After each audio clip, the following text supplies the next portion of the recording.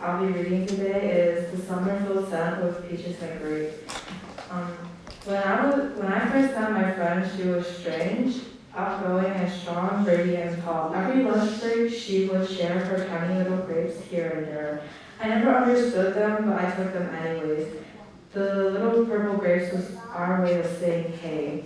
When we cried over silly dramas, the grapes were there. When I scolded her for not understanding 6th grade math, the grapes were there. When we both laughed in the corner of the room, making silly doodles together, the grapes were always there. I never understood the meanings of those grapes, nor why she would never say. But one thing was for sure, she never stopped with the tiny purple grapes.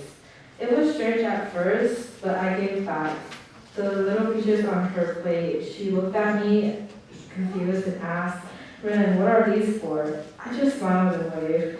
That was the last slice of peaches I had ever gave her, for her parents were little slice of lemons in Nana's face. But every so often, we would talk, the scent of peaches and grapes behind our walls as we laughed and joked about running away, like the summer-filled scent of peaches and grapes.